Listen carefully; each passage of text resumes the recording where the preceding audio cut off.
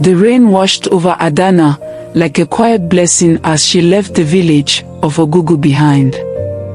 Her heart was lighter, yet the voice of the spirit still echoed within her. You've healed them. But are you ready to heal yourself? She did not yet know what that meant. But her feet moved forward, drawn by an unseen force. The path was muddy beneath her, yet her steps were sure. Adanna was no longer walking with ears. She walked with spirit. She returned to her village just as the sun began to rise.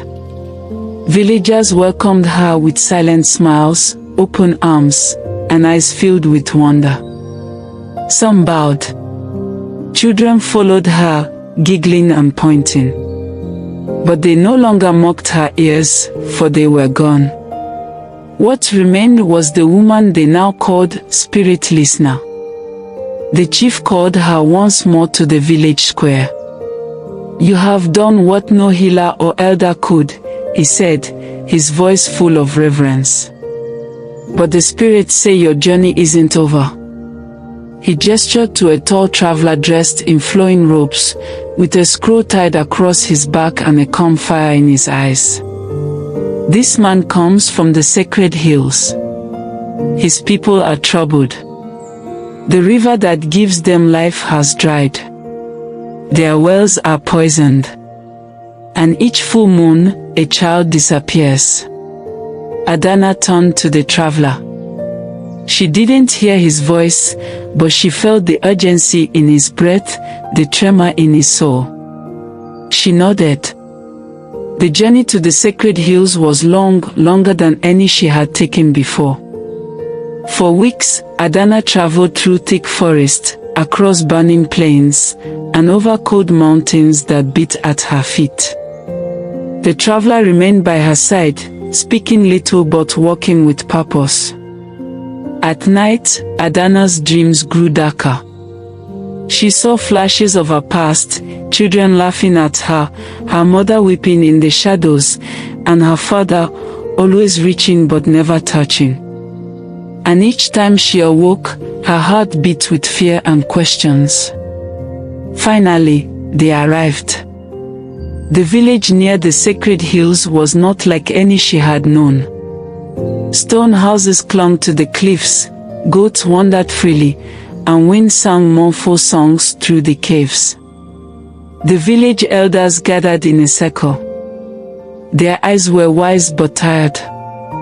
The river has not flowed in 3 seasons, one said.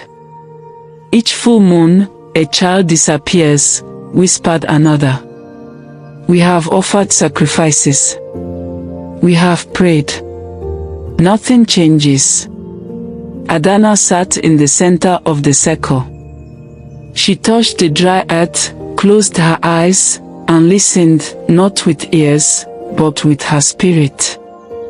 What she felt chilled her to the bone. There was no curse, not like the others. There was grief here, grief buried so deep, it had turned to poison. Take me to the last place the river touched, she said. They led her to a dry riverbed, now filled with sharp stones and bone-dry mud. The trees around it were dying, their leaves brittle like old paper. But beneath her feet, Adanna felt a vibration. A heartbeat.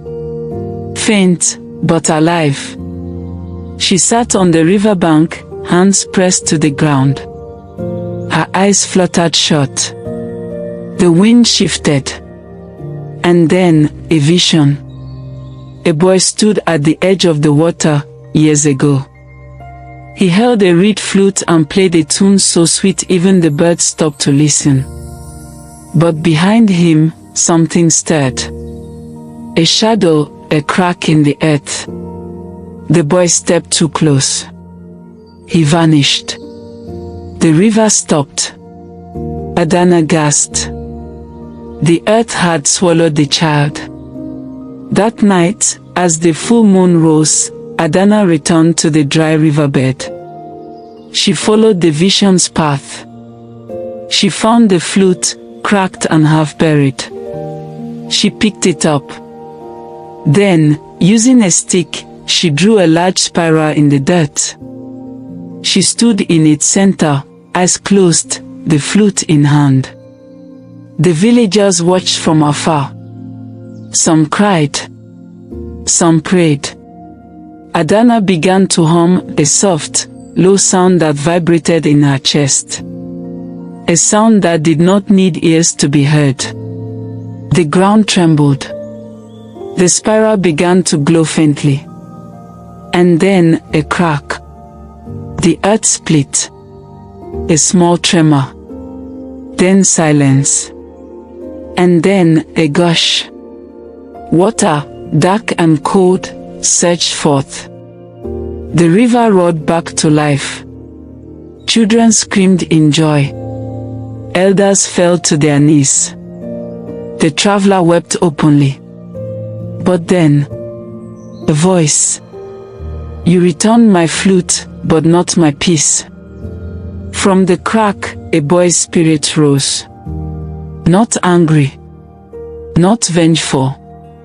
But lost. Adanna stepped forward. You were forgotten. But I remember you.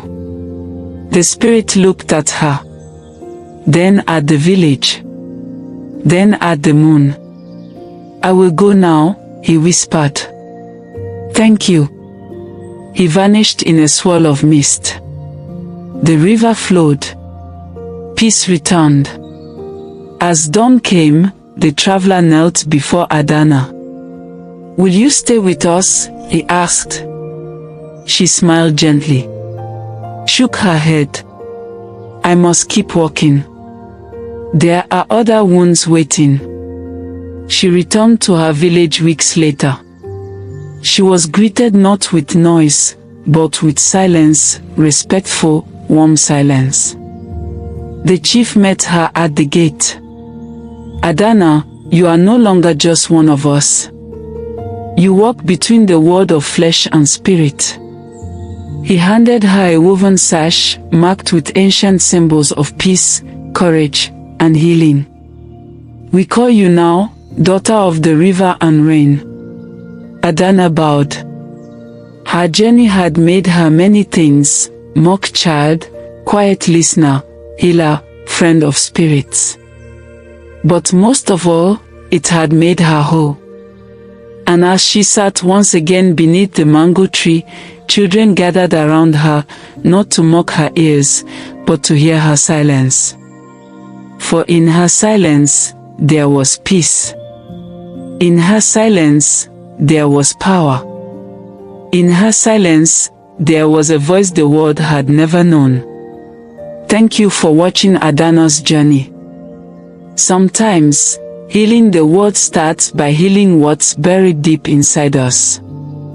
If you enjoyed this part, please like, share, and subscribe, and don't miss part 6, where Adanna climbs the sacred mountain to uncover a truth that could change everything.